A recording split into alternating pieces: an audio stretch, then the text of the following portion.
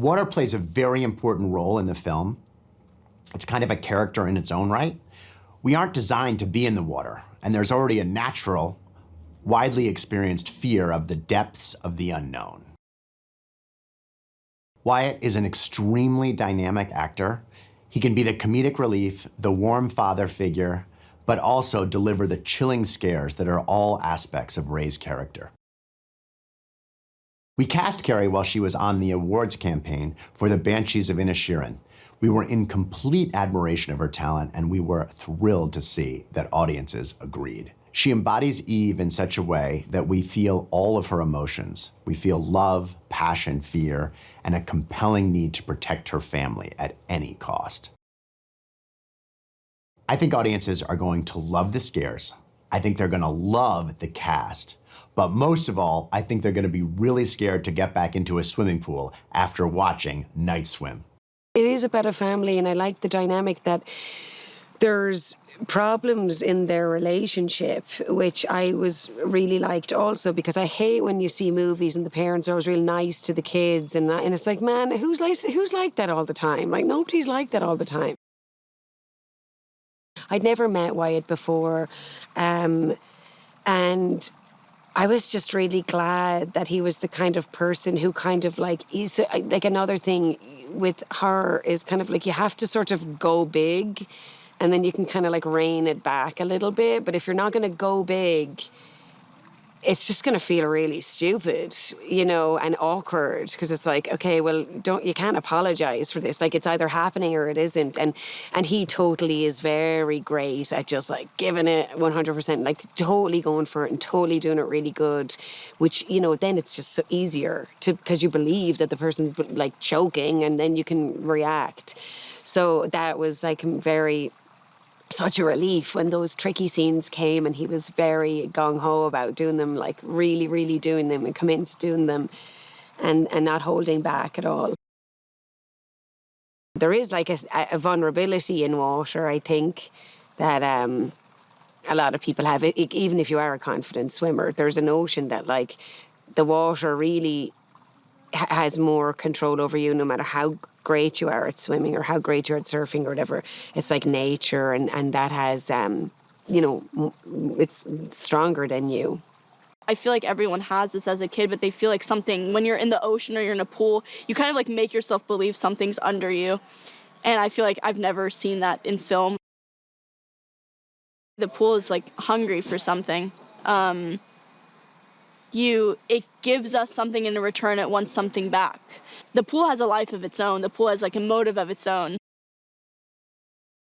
One shot, I didn't know that something was behind me, and I turned around and we weren't rolling yet, and I just screamed. It is scary. There's something about the water where at any point you don't really know what's below you, and that can be freaky. This is a story about an average suburban backyard swimming pool that hides a terrifying secret.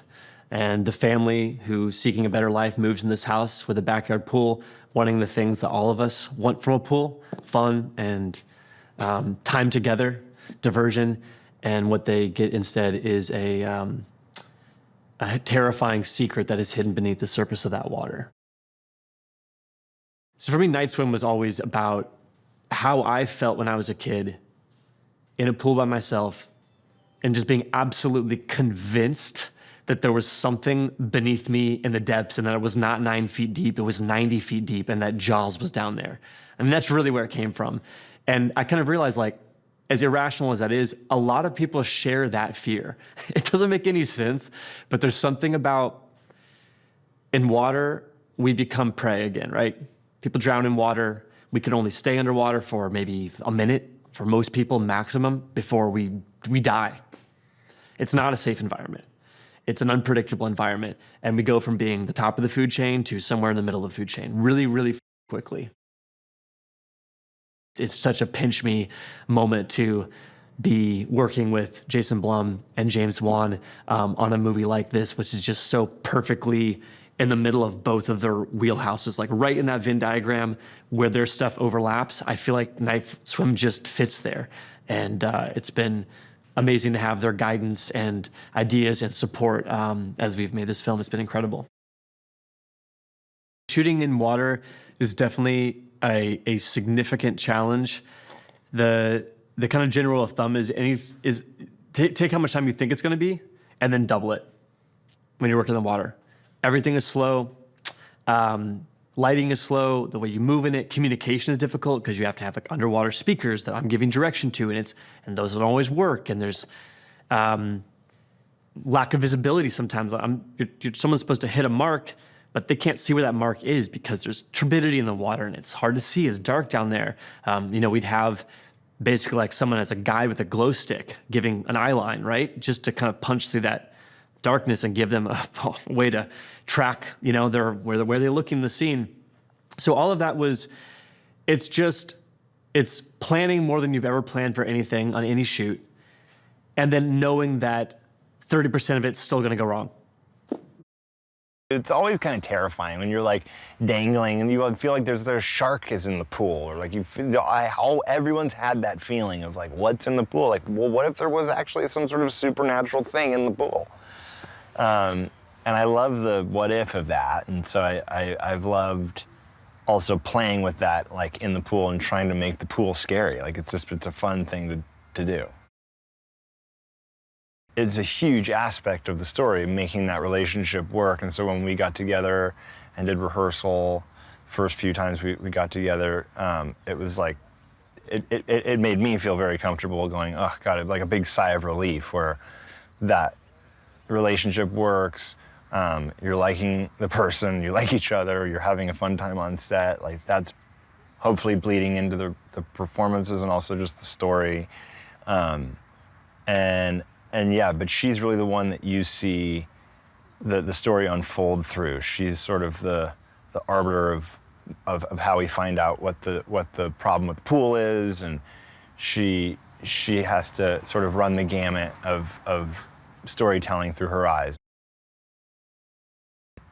He's been great at executing what he, I think, has wanted to get on camera, and he's been wonderful to be directed by. I've loved being directed by him. I think he's got a great sense of humor. I think he understands the balance of humor and drama in a really nice way. I think he has a vision for it that I've really appreciated that he's stuck to.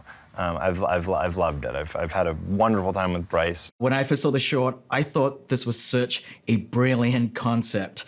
We've had many kind of haunting movies over the years, but we've never really had a haunted swimming pool movie.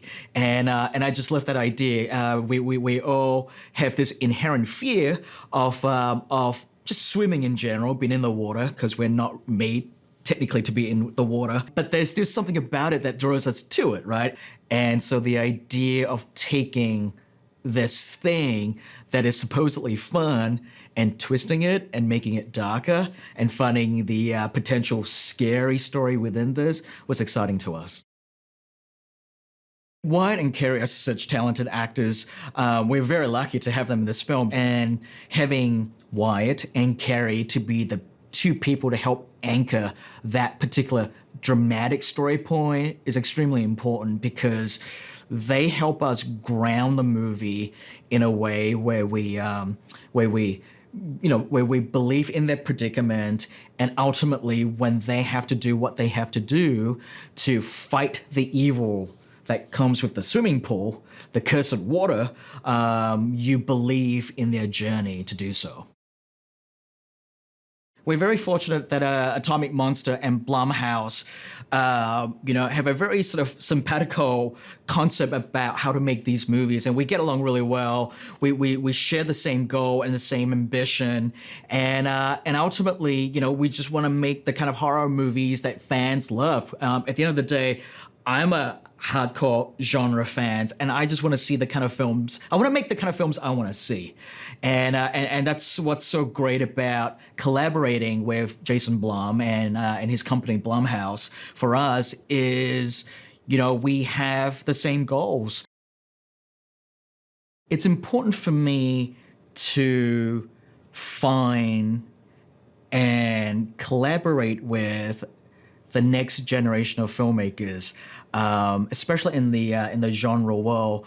I'm very fortunate to have had this opportunity that was given to me, and I just kind of want to pay it back.